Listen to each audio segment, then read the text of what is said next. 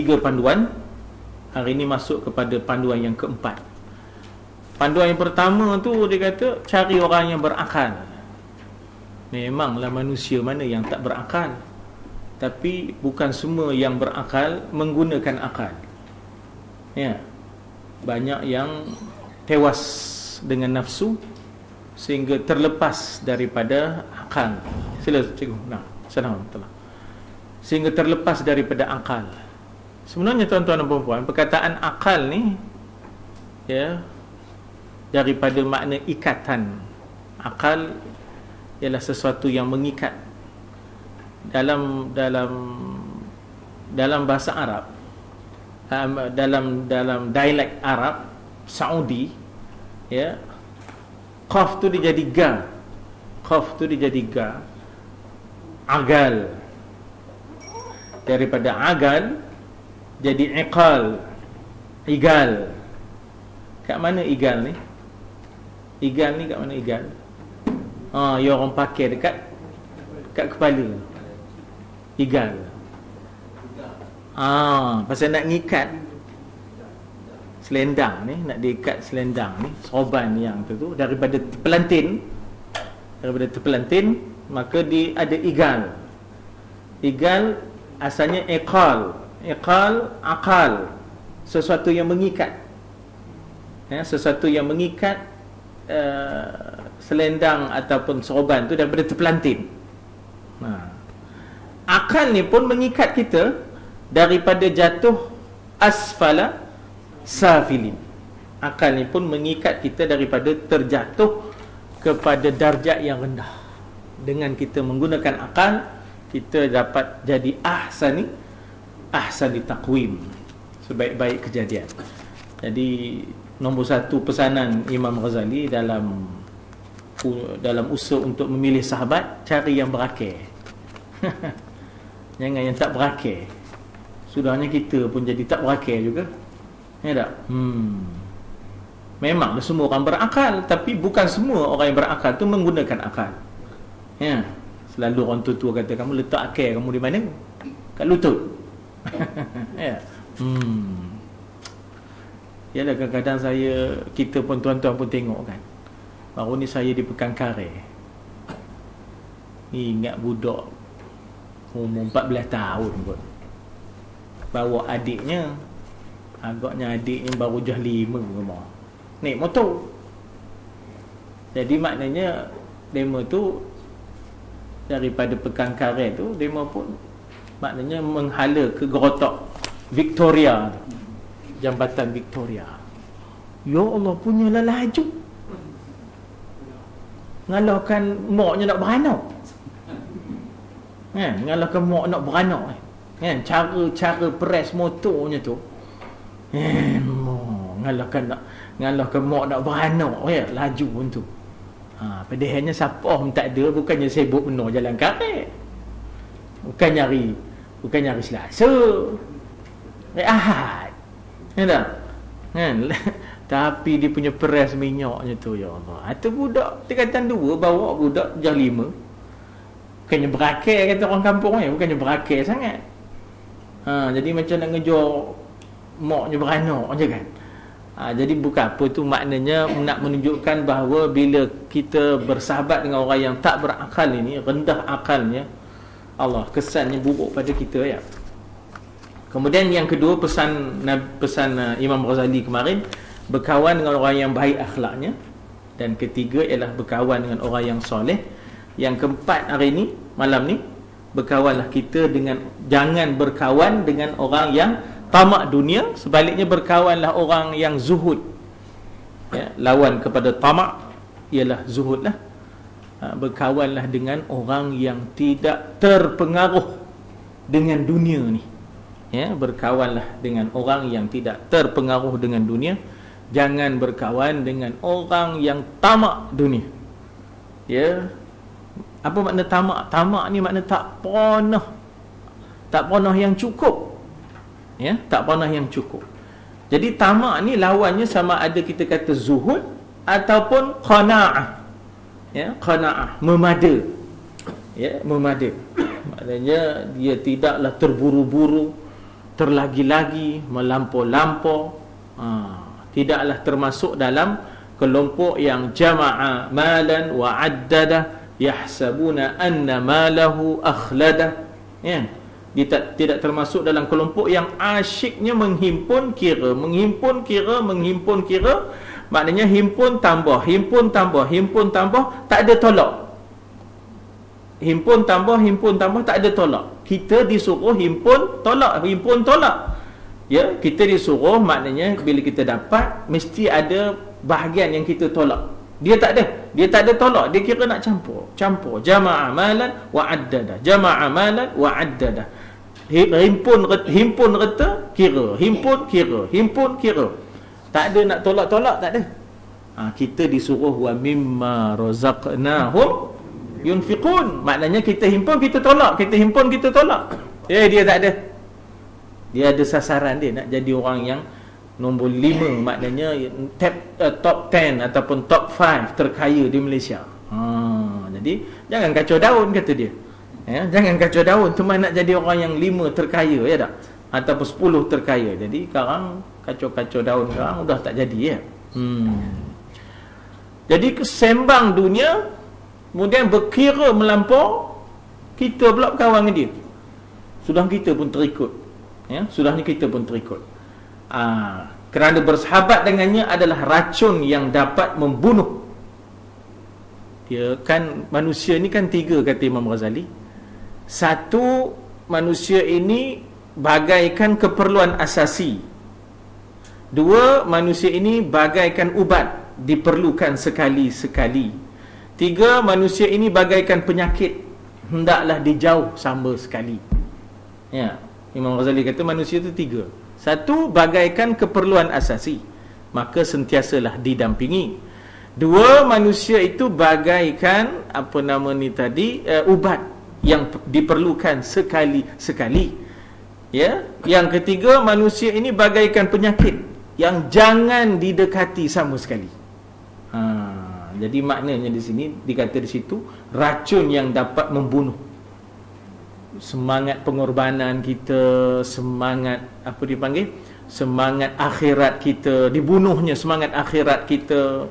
Kamu dah cari susah, tiba-tiba kamu tolong pula orang, kamu je lah, kan? Jadi semangat menolong orang tu dibunuhnya. Ya, semangat pengorbanan itu dibunuhnya. Semangat untuk hidup bagai satu diri itu dibunuhnya. Sebenarnya kita ni hidup bagaikan satu diri, ya tak? Maknanya kita hidup bukan untuk kita sahaja. Ya, kita hidup sesama mukmin ini hidup satu diri. Ya. Maknanya kita kadang-kadang tengok orang bawa ikan masin, ya, berjual di kampung-kampung kita. Datang dari mana ni? Katanya daripada Pari Buntor, Tanjung Piandang. Ngempor jalan kaki, kan? Jadi kita tengok berpeluhnya, Allah. Kadang di rumah tu kan ada air dalam peti ais. Ya. Kalaupun tak nak beli ikan masin dia, ngapa di rumah dah ada banyak ikan masin, ya tak? Culur air, culur, ya tak? Air. Sebab memasukkan rasa gembira dalam jiwa orang mukmin itu sedekah. Ya tak? Idkhal as-surur fi qalbi akhika sadaqah. Kan seronok. Sebab lepas tu dia nak ngempor lagi jalan kaki. Bukan berlenggang pula tu. Merah-merah muka bawa ni. Berat. Laku belum tentu. Atau zaman kita, zaman orang banyak darah tinggi, ya tak? Bukan dok sangat makan ikan masin, ya tak? Karena makan tu pasal dah tak ada yang lain, terpaksa jugalah makan, ya tak? Jadi katanya di situ racun yang boleh membunuh kerana tabiat seseorang itu cepat sekali meniru, mengikuti tabiat orang lain. Ya, maknanya yang buruk tu senang benar nak diikut. Yang baik tu yang payah ngelihat. Yang baik tu payah ngelihat, tapi yang buruk tu mau jadi je, ya tak? Dan perangai yang baik cepat sekali berubah menjadi jahat sekira-kira kita tidak menyedarinya. Udah kita pun berkira juga. Udah kita berkira, ya tak? Maknanya sepatutnya dalam bab dunia ni kita berlebih kurang, tapi dalam bab akhirat kita disuruh yad'una rabbahum khaufan wa tama'a. Kita dalam bab akhirat itu kita disuruh supaya berdoa, menyuruh Allah dalam keadaan khaufan wa tama'a, dalam keadaan rasa takut dan dalam keadaan rasa tamak, inginkan habuan akhirat. Ya, takut kalau tidak diterima, tama'an, tamak kalau boleh hendak sangat kalau dapat diterima dengan sepenuh-penuhnya. Ya, itu dalam bab akhirat. Jadi kita tak boleh buat keputusan dalam bab akhirat ni, tak apalah, teman dah banyak pahala, ambil lah mika. Tak boleh apa itu. Ya, tak boleh dalam bab akhirat tiba-tiba kata-kata tak apalah, teman ni pahala banyak dah, bagi ke mika lah. Dalam bab akhirat tiba-tiba dia qanaah pula dah. Dalam bab akhirat tiba-tiba dia zuhud pula dah. Dalam bab dunia, ya Allah, berkira dah 2 sen dah. Nah, macam ni kenaikkan sikit 2 sen tu jadi 10 sen ya. Jadi main tu ya dalam bab dunia. Kita ni banyak berkira, padahalnya sepatutnya dalam bab dunia ni kita tak ada banyak kiranya. Ya, terlanggar ke, jangan banyak ceritalah. Ya tak, terlanggar sikit. Jangan berderet kereta berhenti. Terlanggar sikit je. Allahu akbar. Tuan-tuan, tak tahulah saya, tapi pengalaman di negeri Arab ni, terlanggar ni biasa je. Kan? Kalau dah orang ni terlanggar orang ni terlanggar hati. Lepas tu ni mengangkat tangan. Allah, ya khalas katanya kan. Udah tu tersompik sana, sompik sini kereta tu. Apa tak rasa? Kita jangan. Jangan kita ya dah berkira.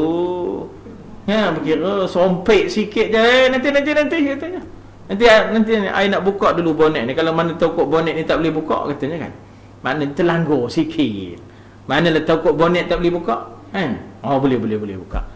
Okey, minta maaf lah. Nanti nak tengok siren pula. Siren nak bunyi ke tak siren? Bunyi ke tak siren kan. Ya Allah, berkiranya. Ya tak, kira no. Jadi tuan-tuan dan puan-puan, sepatutnya ada kita tasamuh dalam bab dunia ni. Ya tak, dalam bab akhirat tak ada tasamuhnya, tak ada toleransinya, bahkan kita berlumba-lumba ya untuk akhirat. Ya, sama-sama kita buat ya untuk akhirat. Untuk dunia kita berlebih kurang sepatutnya ya. Maka suka sekedudukan dengan orang yang tamak pada dunia akan menambahkan tamakmu terhadap dunia. Orang yang asyik kumpul kira tambah, kumpul kira tambah ni nolak tak ada. Sudah kita pun itu juga sudah. Tak?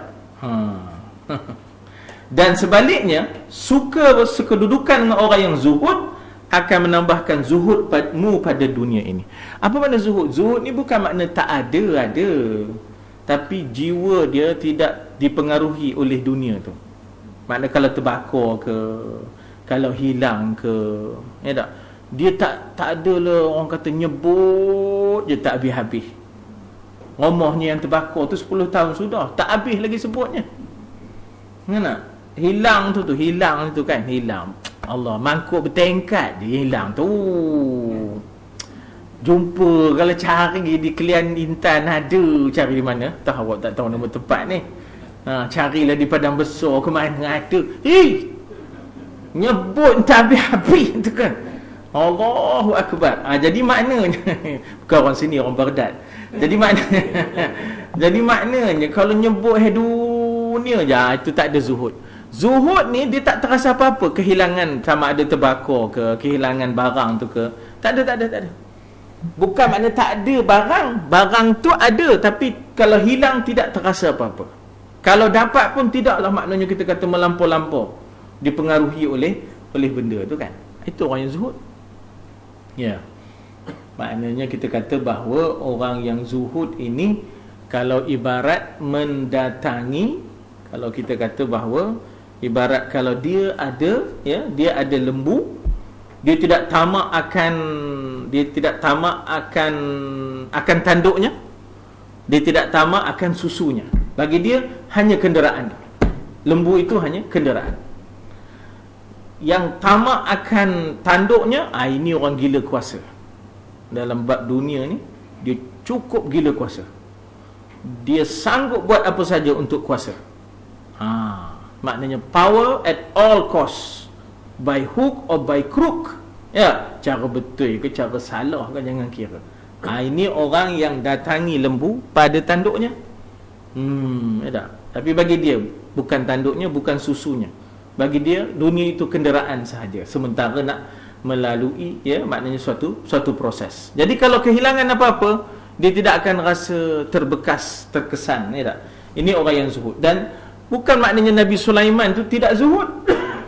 Maknanya dia ada takhta, dia ada harta, ya, dia ada wanita, dia ada segala. Dia ada segala. Tapi dia kata ini semua bukan aku punya. Hadza min fadli rabbi. Ini semua adalah kurniaan Tuhanku, liyabluwani, untuk ia menguji aku, ashkur am akfur, adakah aku bersyukur, adakah aku kufur. Jadi dia tidak akan maknanya terkesan dengan sebarang kehilangan ataupun sebarang kemusnahan. Ini adalah orang yang zuhud. Dan tak semestinya orang zuhud itu serebeh je. Kan, serebeh je, kainnya pun sengit je, mentekarnya pun Austin Cambridge je. Dah, Austin Cambridge je dah. Ni mentekar orang dulu lah Austin Cambridge ni, ya dah. Tak semestinya zuhud berapa itu dah. Yang dikatakan zuhud itu bukan tak berpunya, bukan tidak berharta, tapi harta itu tidak mempengaruhi jiwa. Setengah orang tu serebeh, tapi hatinya, ya Allah, ingatkan dunia. Tak tu nak ngabur. Kalau boleh biar berbaris 3 kali, ngambil 500 pun tak apa dah. Kan? Itu walaupun dia serebeh je apa kan? Walaupun serebeh je apa, tapi hatinya teringatkan dunia je kerja. Ada lagi ke? Tanya, ada lagi kita kan? Tu dia. Jadi itu bukan maknanya, walaupun rupa simple, serebeh je, tapi itu bukan zuhud namanya, pasal hatinya tamak. Ya, hatinya tamak. Biar rupa Nabi Sulaiman, ya, kaya raya, tapi hatinya tidak dipengaruhi oleh dunia kan. Ialah dia payang kala kan, labun orang dalam jarak yang jauh, labun semut dalam jarak yang jauh pun dia dengar. Labun semut tu dalam jarak yang jauh. Maknanya ratu semut bercakap dengan rakyat je, "Oi, engkau semut, masuk lerah," katanya, dalam sarang-sarang. Kalau tidak karang, kamu akan mati, kena pijak. Nabi Sulaiman kan dia dengar angin bawa labun tu. Oi, kalau nak nyombong boleh, tahu kamu takut. Ya tak? Tapi tak. Lagi sekali dia kata hadza min fadli rabbi. Ini semua adalah kurniaan Tuhan. Jadi ini maknanya kita kata orang yang zuhud ya. Jadi carilah orang yang kita kata yang zuhud, yang tidak terpengaruh dengan dunia. Jangan orang yang asyik sembang kedudukan. Ya tak? Kita pun jadi gelap. Kita pun jadi gelap.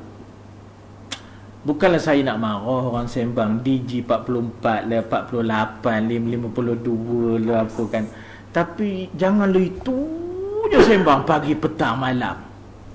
Ni budak-budak ni yang menjadi kita kata sasaran, yang menjadi pelanggan, yang menjadi customer, yang menjadi anak didik di sekolah misalnya ataupun di universiti. Kalau dah asyik main sembang 52, 54, 58, apa sudah kan? Tak ada. Kita sembang sesekali udahlah. Ya tak? Sebab reta ni banyak mana pun tak tercukupkan. Ya tak? Takkan tercukup. Ya tak? Yang kelima, berkawanlah dengan orang yang sadiqin. Ya tak? Ya, orang yang maknanya kita kata orang yang benar. Ya, dikatakan dalam satu hadis lain, ya, maknanya iyyakum wal kadhib fa inna iyyakum wal kadhib fa innal kadhiba yuaddi ilal fujur. Ya, maknanya jauhkanlah kamu daripada dusta, sebab dusta membawa kepada durhaka. Wa innal fujur yuaddi ila nar, dan durhaka itu membawa kepada neraka. Ya, jadi disuruh kita supaya maknanya bersikap benar. Alaikum bisidq fa inna sidqa yuaddi ila albir. Sesungguhnya benar itu membawa kepada kebaikan. Wa innal birra yuaddi ila aljannah, dan kebaikan itu kebenaran itu, kejujuran itu akan membawa kepada syurga. Jangan engkau bersahabat dengan orang yang pendusta. Allah, ini sebenarnya kadang-kadang kita tak berapa tercabar, tapi kalau kita terlibat dalam bisnes,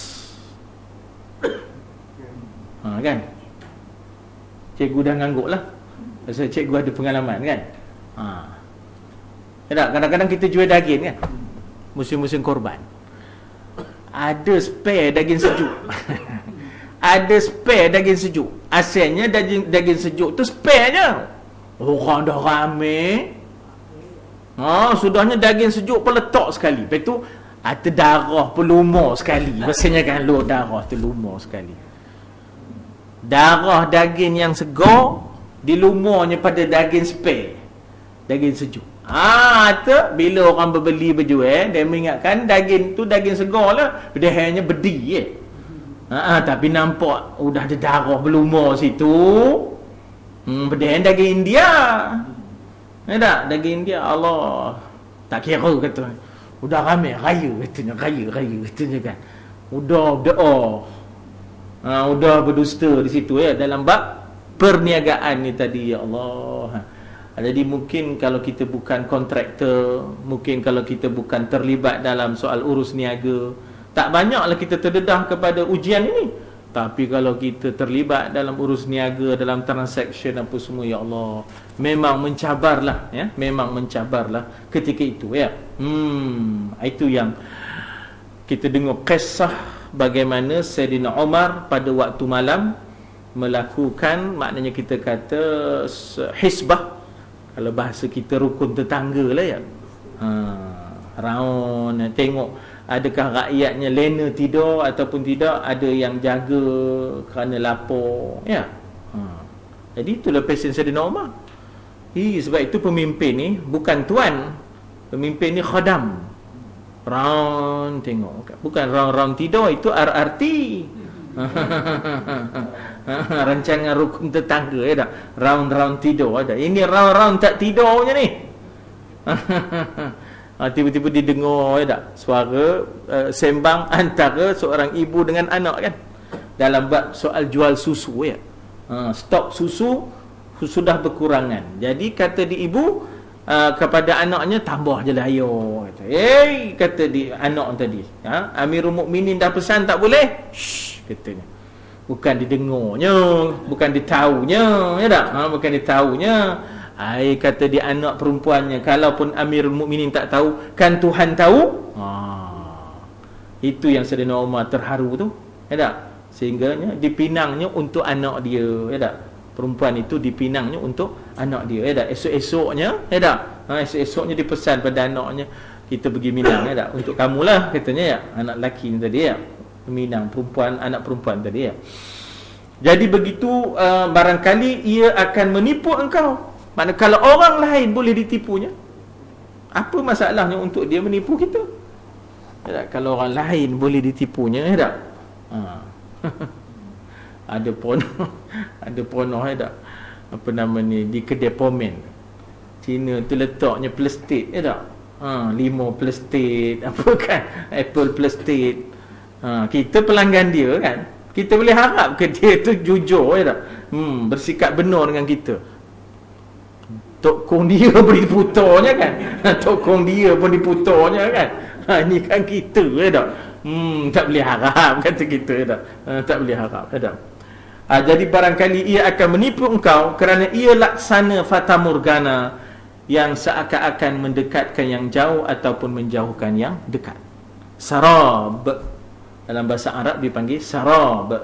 Sarab ini macam fata morgana, Kalau kita pergi Jalan Semat, nak nyampe ke Copin, itu banyak fata morgana. Semat ni boleh turun naik kan. Dari jauh tu rupa air, bila pergi dekat, apa pun tak ada. Itu dipanggil sarab ataupun miraj, ataupun fata morgana. Kasarabin biqi'atin yahsabuhu adh-dham'anu ma'a. Seperti sarab, fata morgana, di suatu tempat yang lapang, yang disangka oleh orang-orang yang dahaga itu air. bagai musafir haus di tengah padang pasir. Ya, itu lagu S. Effendi. Ya cikgu? Yang orang lama cikgu, S. Effendi, ya tak? Musafir haus di tengah padang pasir. Begitulah dahaga, maknanya begitulah dahaganya, maknanya orang musafir di padang pasir. Jadi maknanya bila dari jauh nampak rasa macam ada air, dekat-dekat, faida dikatakan apabila dia mendekatinya, lam yajidhu syai'a, didapatinya apa pun tak ada, ya tak? Kelemahan. Itulah dia maknanya. Cakap politik tu maknanya labun luar lain, dalamnya lain. Kalau bahasa orang kita ada dalam peribahasa kita, jari macam telunjuk lurus, kelingkin berkait, ya. Itu ya. Maknanya telunjuk lurus, ya benar apa lurus, ya. Tapi kelingkinnya tak lurus, ya. Kelingkin tak lurus, kait kan. Jadi maknanya kan, di maknanya bila sebut cakap politik ni, mulalah lain di luar, lain pula di dalam. Macam mana? Apa nama ni, di luar rencong, pepat di dalam, ya. Pepat di luar, rencong di dalam. Dah terbalik weh. Itulah. Maknanya pepat di luar, rencong di dalam. Rencong ni apa dia? Bengkok ke? Tajam, ya. Itu lepas rencong di dalam, tajam di dalam. Pepat tu tumpul, ya. Itu lawan tajam. Pepat di luar, ya tak? Apa elok je tak ada apa, ya tak? Tapi sebenarnya rencong di dalam.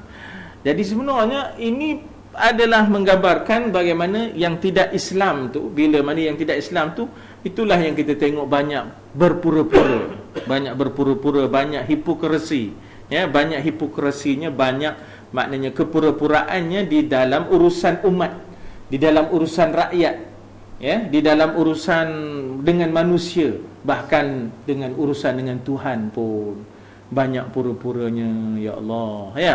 Jadi ini semua tak boleh kita jadikan sahabat.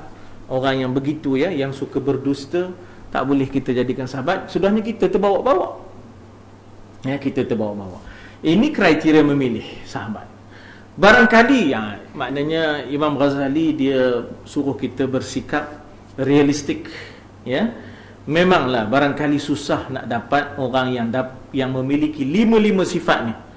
Berakalnya, baik akhlaknya, solehnya, zuhudnya, kemudian orang yang jujurnya. Nak dapat kelima-lima tu memanglah susah.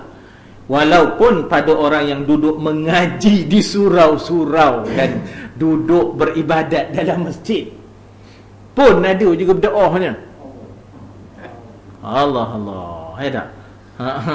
Jadi saya tak pastilah yang ini surau-surau ni dia terjemah kepada apa entah, musalla ke maaf. Kalau kita tengok balik dalam bahasa Arab ni, kita pun tak pasti dia surau ni, sebab di negeri Arab mana ada surau. Tapi barangkalilah diterjemah kepada musalla ke maaf, ya. Jangan buat main. Penyakit ni bukan hinggap, kadang-kadang bukan hinggap pada yang ranjor-ranjor tu, yang ranjor-ranjor. Bahasa lama lah kan, yang ranjor-ranjor tu. Ni kadang-kadang hinggap pada orang masjid ni, yang gemuk ngelat ni. Ya tak? Yang tamak dunia ni, ya Allah. Dan dia nyeduk karang kan, masa berbaris kan, buffet tu kan, ya Allah. Dan diceduknya karang, ya Allah. Udah mombong. Mombong, ya tak? Itu bahasa tak tahu nak terjemah. Padahalnya bukan dia tak nampak baris panjang, orang dah tinggi, dah panjang je tengkuknya, pasal nengok apa yang tinggi kan. Dah terpelat-pelat je nengok apa yang tinggi. Teman tak kira katanya. Kalau dah tak habis.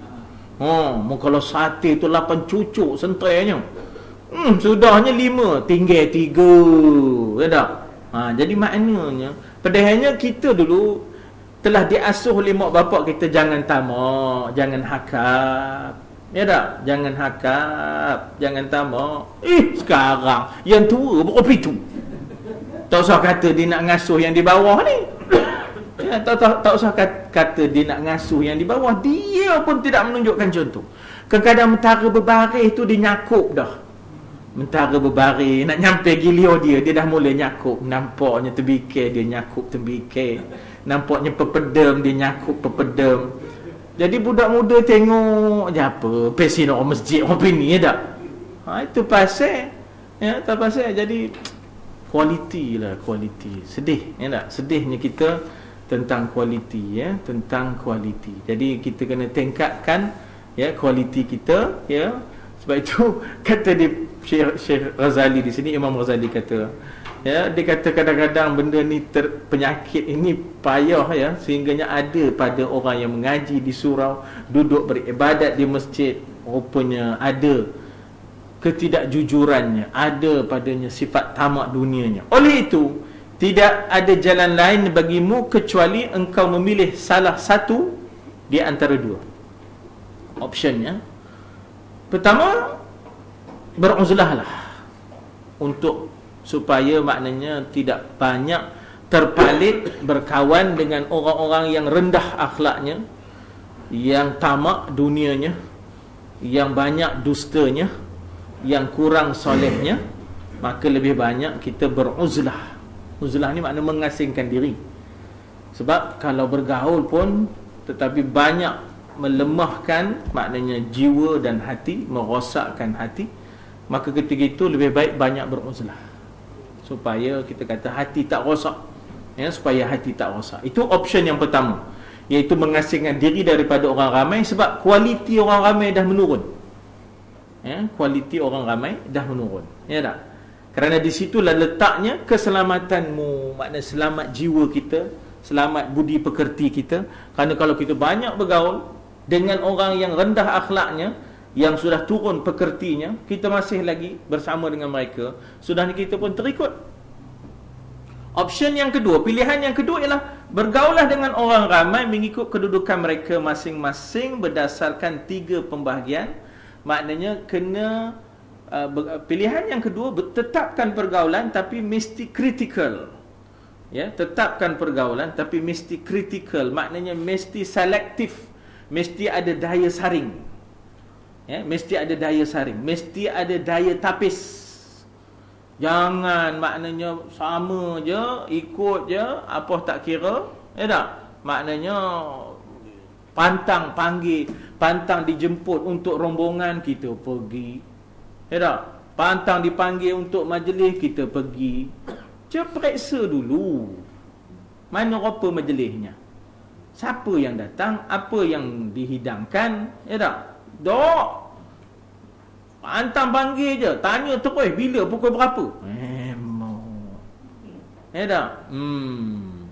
Jadi sepatutnya kita mesti ada daya saring, mesti ada maknanya daya tapis, mesti berhati-hati.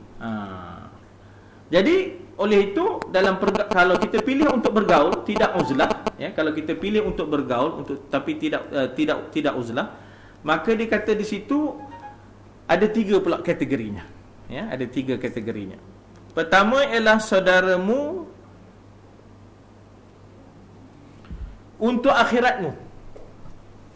Kalau yang jenis ini yang boleh mengingatkan kamu kepada akhirat ya tak? Yang boleh mengingatkan kamu pada akhirat, maka janganlah engkau perhatikan padanya kecuali hanya hal-hal agama ya. Mungkin dia ada kekurangan dari sudut duniawi ya, mungkin dia ada kekurangan dari sudut duniawi, mungkin dia ada kekurangan dari sudut pergaulan, tapi dia ada kelebihan dari sudut maknanya keagamaan, dari sudut akhirat dia ada kelebihan. Jadi yang ini kita ambil hal-hal agama yang boleh kita manfaatkan dari dia. Dia mungkin kekurangan aspek duniawi. Jadi kita maknanya select, kita pilih apa yang boleh membawa manfaat kepada agama kita lah dari dia. Yang kedua, saudaramu untuk duniamu. Sebab wala tansa nasibaka minad dunya. Ya tak? Kita disuruh supaya wabtari fima ataka Allah daral akhirah wala tansa nasibaka minad dunya. Maknanya ikhtiar dan usahakanlah apa yang kamu dapat di dunia ini untuk akhirat. Cuma jangan pula kamu lupa habuan kamu untuk dunia. Jadi mau tak mau kita akan ada pergaulan dengan peniaga, dengan kontraktor, dengan maknanya orang-orang yang tukang-tukang yang terlibat dengan aspek-aspek duniawi, maka janganlah engkau perhatikan padanya kecuali akhlak yang baik, aspek-aspek yang boleh diambil, yang boleh membawa manfaat, ya, yang boleh membawa manfaat. Maknanya adapun akhlaknya yang tidak baik itu jangan dijadikan sebahagian daripada ikutan, ya. Yang ketiga, saudaramu untuk kejinakan hatimu, maka jangan engkau perhatikan padanya kecuali hanya keselamatanmu dari kejahatannya. Mau tak mau kita akan bergaul dengan adik-beradik, ipo dua, menantu taya pula, mertua taya, menantu berantu. Jadi ini semua adalah untuk dipanggil ulfah. Ya, ini semua adalah untuk ulfah. Ulfah ni untuk menjinak-jinak, berjinak-jinak, to be friendly, ya tak? Ya, to be friendly maknanya kita ada mau tak mau tu. Tapi untuk keselamatan kita kena ada sempadan. Ya, benda yang membawa kejahatan, benda yang membawa fitnah, benda yang membawa keburukan, yang ini kita ambil keputusan kita tak akan terlibat, tak akan perhati, tak akan kita maknanya kita kata tumpu, sebab kita tahu akhlak dia memang begitu, hidupnya memang begitu, ya tak? Memang dia caranya dah begitu. Jadi kita ambil pendekatan bahawa kita hanya bergaul sebagai mengambil pendekatan bermasyarakat, tetapi benda-benda yang tidak menyelamatkan, yang itu kita minta jauhkan diri, ya, minta jauhkan diri dari mereka, ya. Jadi ada distance, ada straight line yang kita draw, maknanya kita look, kita ada garis, maknanya satu line yang lurus untuk ada sempadan kita dengan dia, ya tak? Bergaul tetap bergaul. Macam juga para sahabat bila membentuk peribadi, mereka itu bergaul dengan Abu Lahab, Abu Jahal, Abu Sufyan dan sebagainya itu di kota Mekah. Tetapi dia ada maknanya sempadan, dia ada limitation, dia ada line yang dilukis, ya tak? Maknanya dia ada batasnya, ya, ada batasnya. Ini dipanggil uzlah syu'uriyah. Uzlah syu'uriyah ni maknanya ialah terpisah dari sudut perasaan, tapi jasad tetap bersama, berniaganya dengan Umayyah bin Khalafnya, dengan Al-As bin Wa'ilnya dan sebagainya. Tetapi aspek-aspek yang jahat, para sahabat tarik diri. Para sahabat berpaling dan tarik diri daripada benda-benda yang keburukan dan sebagainya. Arak, kejudi, berhala, tenung nasib dan sebagainya.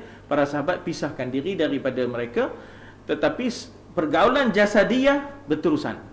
Jadi yang ini pilihan yang kedua, ya, maknanya kita bergaul.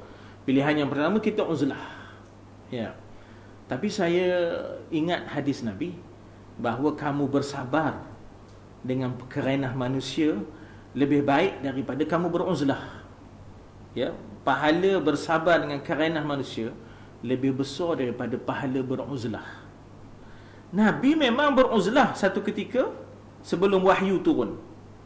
Tapi bila dah wahyu turun, tak ada dah uzlah. Tak pernah kita dengar dah bila dapat saja Iqra' bismi rabbikal ladzi khalaq, lepas tu Nabi ni pergi lagi ke Gua Hira. Tak ada dah. Bahkan dia berada di tengah-tengah masyarakat, dia tidak uzlah, dia bersama, dan kemudian wa yuzakkihim wa yu'allimuhumul kitaba wal hikmah. Yatlu alaihim ayatihi wa yuzakkihim wa yu'allimuhumul kitaba wal hikmah. Maknanya dia terus bergaul, membacakan ayat-ayat Quran, membersihkan peribadi dan akhlak mereka, dan mengajar mereka Alkitab wal hikmah, ya tak? Mengajar Alkitab was sunnah. Hikmah di situ ada tafsiran mengatakan as-sunnah, ya tak? Jadi itu pilihan yang Nabi bagi.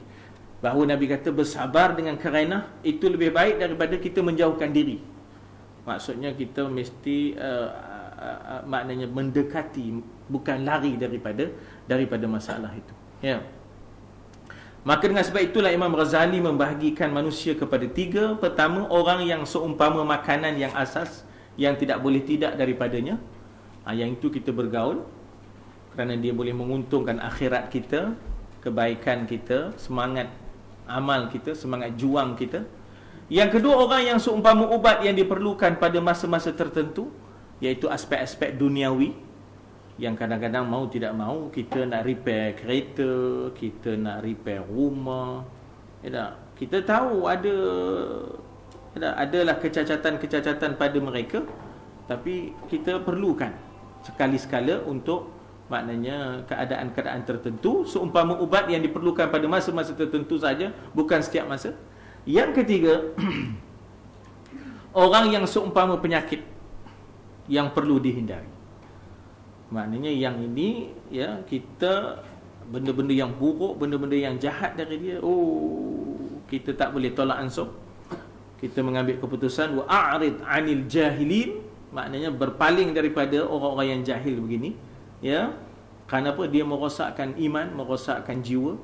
Namun terkadang seorang hamba itu dibalakan dengannya, ya, tiba-tiba dia dapat jenis qarin as-su', dia dapat kawan yang jahat opini. Kadang-kadang mungkin suami, ya tak? Kadang-kadang mungkin suami. Kadang-kadang dulu-dulu kan, jenis maknanya kita kata mak bapak dia tak cek atas dasar wali mujbir dikahwinkannya anaknya. Anak pula, ya Allah, menantunya tu si baju hijau, betul kan? Apa tak kira kan? Contoh kan. Maknanya yang jenis maya pun tak tentu kira apa semua kan. Masa itu apa tak kira. Udah ustazah kahwin dengan askar masa itu kan. Masa itulah ustazah kahwin dengan askar. Askar pula ada yang tak berjenis pula. Bukanlah semua askar tak berjenis kan. Ada juga askar berjenis. Ingat lagi Pak Yazid. Pak Yazid tu askar tu. Pak Yazid Japor. Pak Yazid Japor, Kampung Baru kan. Tapi dia tak say orang terung kata dia, ya tak? Askar tu tapi okey jadi pendakwa, okey, ya tak? Ini yang jenis apa tak kira, nyepok terajang ni kan. Jadi mangsa langsung, ya tak? Jadi terkadang seorang hamba dibalakan dengannya, walaupun penyakit itu tidak disenangi dan tidak ada manfaatnya. Kesian isteri ni, orangnya baik isteri ni, dapat suami, ya Allah, menderem, ya, suaminya gemuk menderem, gemuk mencari bomo kan. Yang pelik suami ni bila cari bomo, sasarannya isteri je, disuruhnya bomo tu, maknanya jampi, dia hemboi pada isterinya. Udah tergolek isterinya di rumah, ya tak? Menderem ni tadi, siam pula tu kan. Udah tergolek isteri di rumah, ya tak? Kesian. Pelik manusia ni, macam-macam pelik ya. Manusia ni macam-macam pelik ya. Jadi memang ada benda-benda opini. Ustaz Ma'in lagi tahulah tuan-tuan, ya. Ustaz Ma'in pun lagi tahulah mengubat orang yang macam-macam opini ni, ya tak? Saya pun kadang-kadang dapat telefon yang jenis-jenis opini, ya tak? Maknanya sedih kita, tetapi apakan daya, inilah dia maknanya kita kata bala yang datang. Maka dikatakan di situ bahawa mau tidak mau kita kena bersiap sedia dengan apa kemungkinan-kemungkinan. Maka perlulah seseorang itu mengambil langkah-langkah yang bijak supaya ia dapat selamat daripadanya. Apakah boleh berterusan dengan suami yang begitu asyik dengan menderem, asyik dengan mambang kuning, mambang laut, mambang darat, datanglah kepadaku wahai si mambang. Asyik dengan syirik je macam mana? Ya, asyik dengan syirik je. Atau mengambil keputusan untuk jauh daripada suami, lantaran suami pun dah letak semayang, lepas tu syirik pula. Kemudian maknanya kita kata pergaulannya pun, maknanya kita kata pergaulan yang tidak terkawal. Jadi apakah langkah bijak seorang isteri? Memang ianya satu konflik, maklumlah bukan orang lain, suami dia. Ya dah, udah maknanya kita kata seromahnya, sebantainya. Allahu Akbar. Maka di situlah peranan agama, ya tak? Ya, peranan agama bahawa kita tak boleh taat dah.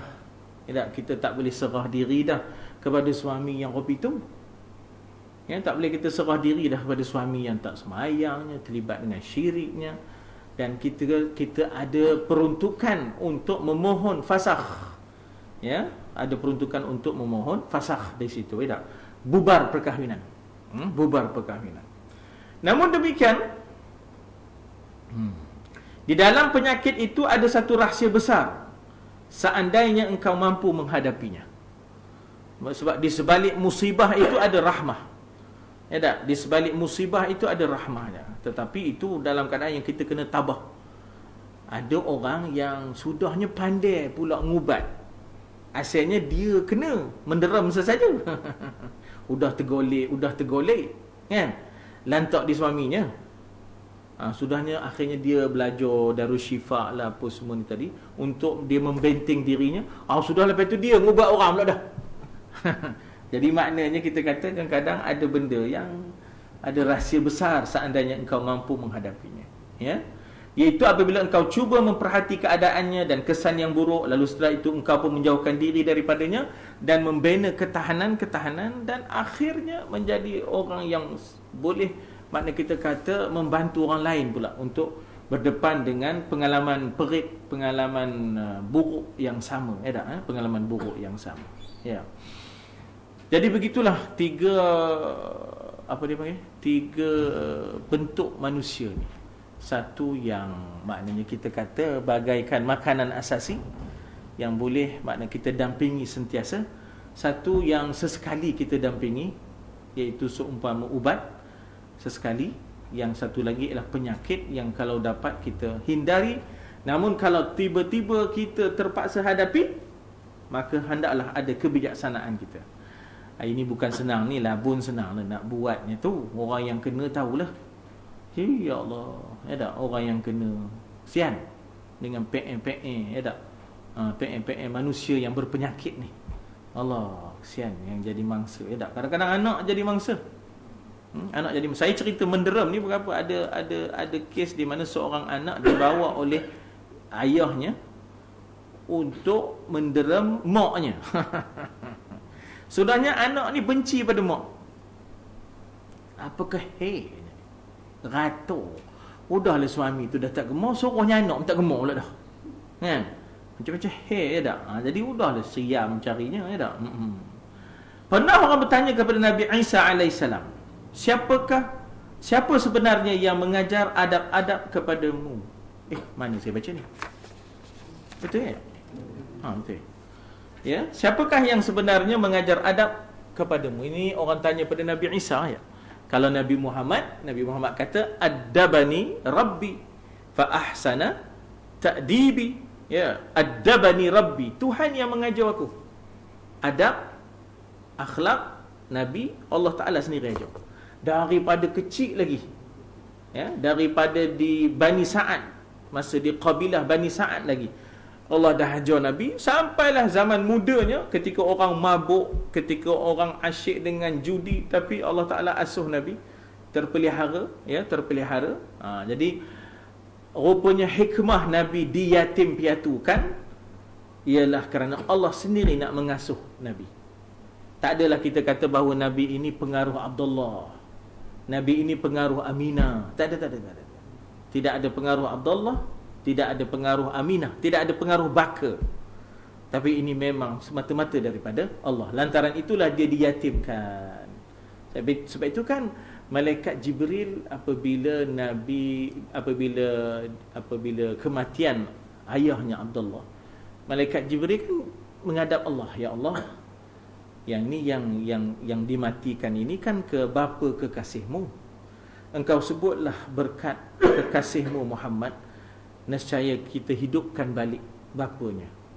Kan Allah Ta'ala kata bahawa aku ingin untuk mendidik kekasihku sendiri. Maknanya Habibullah, ya, maknanya aku kata Allah, ya, kata Allah, aku sendiri nak mendidik kekasihku. Maknanya bukan aku tak biarkan Abdullah, aku tak biarkan Aminah, biar aku sendiri yang akan mendidiknya. Itu di antara jawapan Nabi kepada Jibril alaihissalam tentang isu kenapalah diwafatkan ayah Nabi semasa Nabi dalam kandungan lagi. Rupanya addabani rabbi fa ahsana ta'dibi. Allah nak mengasuh aku, Allah mengasuh aku. Alangkah indahnya asuhan Allah kepada diriku, ya. Jadi soalannya, siapakah yang sebenarnya mengajar adab kepadamu? Lalu beliau menjawab, tidak ada seorang jua pun yang mengajarkan adab kepadaku, tetapi apabila aku perhatikan kejahilan tidak beradab, orang yang jahil, timbul di dalam diriku perasaan mahu menjauhkan diri daripadanya.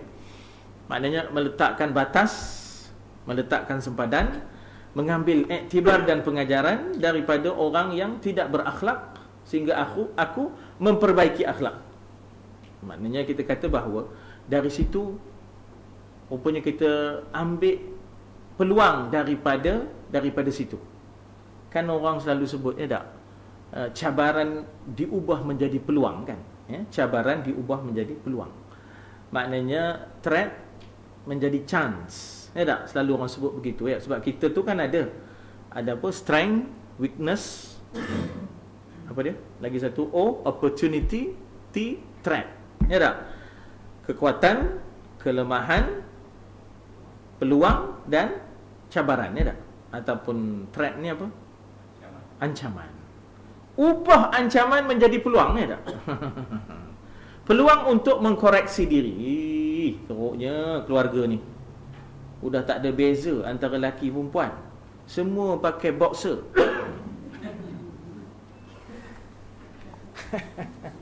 Kan ada boxer ni yang selalu boxing tie tu yang pakai tu. Jadi bila kita masuk family tu, mudah tak kenal lelaki perempuan. Kenapa? Ya Allah, macam mana family ni? Kenapa? Jangan tengok, semuanya pakai boxer. Lelaki pun pakai boxer, perempuan pun pakai boxer. Seluar tu lah yang boxing tie tu, seluar pendek tu. Kita pengelit pada macam mana. Masa tu anak kita baru lagi, anak kita mungkin sedang membesar. Ya Allah, ini sebagai panduan bagi aku. Ya Allah, jaga baik anak-anak. Jaga baik-baik anak. Jangan dah jadi boxer belaka dah. Jadi makna situ, bagaimana perangai jahil yang ada itu, maka timbul dalam diriku suatu perasaan nak menjauhkan diri daripada perangai jahil itu. Itu dikatakan ubah, maknanya ancaman menjadi peluang, threat menjadi chance, sedap. Sungguh benar perkataan Nabi Isa alaihissalam. Kalau seorang kita kata alaihissalam, kalau ramai kita kata alaihimussalatu wassalam, ataupun alaihimussalatu wassalam, alaihim. Kalau seorang alaihi salam. Tapi Nabi kita dia ada sallu wasallimu. Nabi ada sallu wasallimu, ya, maknanya Nabi kita dia disuruh begitu, ya, supaya selawat dan salam. Adapun nabi-nabi lain cukup dengan alaihi salam, alaihimussalam, boleh, ya. Jikalau orang ramai menjauhkan diri daripada membuat apa-apa yang mereka benci, orang lain membuatnya terhadap nanti kejap. Jikalau orang ramai menjauhkan diri daripada membuat apa-apa yang mereka benci, orang lain membuatnya terhadap diri mereka, nescaya sempurna sekalian adab dan masyarakat, nescaya sempurna sekalian adab. Tuan-tuan dan puan-puan, di sini kena cari noktahnya ni, ya. Kalau baca panjang ni sudah tak tahu mana, dah hilang makna, ya tak? Jikalau orang ramai menjauhkan diri daripada membuat apa-apa yang mereka benci, orang lain membuatnya terhadap diri mereka, nescaya sempurna sekalian adab. Kama tadinu tudanu. Bagaimana kamu melayan orang, begitulah kamu dilayan. Kamu tidak suka orang berperangai buruk pada diri kamu, ya tak? Maka begitulah kamu jangan berperangai buruk pada orang lain. Kalau kamu berperangai buruk pada orang lain, esok orang berperangai buruk pada kamu. Maknanya kita, bagaimana kita melayan orang, begitulah esok orang melayan kita. Jadi maknanya, kalau orang ramai menjauhkan diri daripada membuat apa-apa yang mereka benci, orang lain membuatnya terhadap diri mereka, nescaya sempurnalah sekalian adab. Kita tidak suka dinista-nista, jangan kita menista, ya tak? Kita tidak suka dimalukan di khalayak ramai, jangan kita malukan di khalayak. Jangan kita memalukan orang di khalayak ramai. Kita tidak suka direndah-rendahkan, jangan kita merendah-rendahkan. Ya Allah, tuan-tuan, lidah ni ya, jangan buat main. Kalau orang Melayu dikata sebab mulut badan binasa, ya tak? Sebab itu Sayyidina Abu Bakar letak batu dalam mulut. Sampai sudahnya, maknanya para sahabat pun heran, Abu Bakar ni apa namanya kan? Kadang-kadang pelat-pelat. Apa nama dalam mulut tu? Maka dia pun mengeluarkan batu. Apa hanya letak batu? Kata dia Abu Bakar, bila ada batu ni ada handbrake-nya. Ada handbrake dia tak? Ada brake-nya. Bila rasa elok cakap, baru dikeluarkan batu, baru dia cakap. Cuma kalau tak ada batu, lepas je kan? Lepas je kan? Jadi maknanya di situ, betapa kita kata kalau kita tak suka orang lain buat pada kita itu, kita jangan buat pada begitu pada orang lain. Jadi bagaimana katanya itu akan mendapat kesempurnaan adab. Jikalau orang ramai menjauhkan diri daripada membuat apa yang mereka benci orang lain membuatnya terhadap diri mereka, nescaya sempurna sekalian adab. Dan masyarakat tidak perlu lagi kepada orang yang mengajar adab. Kata siapa ni? Kata Nabi Isa. Dan masyarakat tidak perlu lagi kepada orang yang mengajar adab kepada mereka. Tuan-tuan, syariat orang yang sebelum kita dipanggil syariah man kana qablakum. Apakah tertolak sepenuhnya? Tidak. Kalau ianya tidak bertentangan dengan prinsip-prinsip apa yang dibawa oleh Nabi Muhammad, maka ia akan dikekalkan. Apatah lagi aspek akhlak. Aspek akhlak adalah aspek yang tidak akan berubah. Ya, akidah, akhlak tidak akan berubah daripada Nabi Adam sampai Nabi Muhammad. Bahkan aspek syariah yang tidak bercanggah dengan syariat kita, maka dikekalkan. Ya, maka dikekalkan. Tapi yang ini ialah aspek akhlak lah. Yang kita baca ini adalah aspek akhlak. Jadi maknanya kalau kamu tak suka dilayan dengan layanan yang begitu, kamu jangan melayan orang dengan layanan yang begitu. Katalah contoh gini tuan-tuan, kita pergi rumah orang tu Allah dingin kan, kita berasa tak senang. Jadi begitulah nanti orang datang rumah kita, jangan kita dingin. Kalau dah semua tidak dingin, bahkan hangat je, ya tak, hangat je. Bila orang datang dia hangat, lalu nanti kita pergi ke rumah dia, dia pun hangat, ya tak. Jadi sentiasa di dalam kehangatan pergaulan, ya tak. Kalau asyik dingin je, jadi tuan-tuan, rumah yang dingin-dingin ni rumah atas bukit lah ya. Dia biasanya ada height, ya tak. H-E-I-G-H-T, namanya macam-macam lah. Ada Damansara height, apa lagi height, Meru height, ya tak. Lagi apa height? Kok ada akan datang ni Exora height. Jadi jaga baik-baik tentang height ni. Pasal apa? Orang yang height ni tak apa sangat. Tak apa sangat nak bergaul. Tengok dekat tu je, tengok dekat lubang ni kan, siapa datang? Siapa datang ni dah. Jadi kalau kita tak gemar dilayan orang itu, jangan kita melayan orang itu. Ya tak? Jadi kalau dah begitu keadaannya, kita mahu supaya kita dilayan, maka begitulah kita mesti melayan. Dengan itu akhirnya tak adalah banyak letihnya nak mengajar adab, ya tak? Tidaklah banyak letih nak mengajar adab. Ini kunci dia lah, kata Nabi Isa alaihissalam. Maka tugas yang kedua, tunaikan hak-hak persahabatan. Yang ini tuan-tuan, ya, maknanya give and take, ya tak? Memberi dan menerima. Jangan asyik menerima je, ya tak? Tak ada langsung memberi. Orang guling perin untuk kita, kita rehat je, apa tak rasa. Ya Allah, ya Tuhan, ya tak? Orang lenten leren melayan kita, yang kita ya Allah pinggan sebiji pun haram nak basuh. Komas panah betul, ya tak? Sepatutnya orang susah untuk kita. Apa salahnya kita sama-sama susah untuk orang? Kan seronok pergaulan, ya tak? Ngedar je weh, apa tak dibuatnya, ya tak? Aku tengok dia, entahlah, ya tak? Duduk meta. Jadi ini menyebabkan kita kata bahawa tak seronok pergaulan.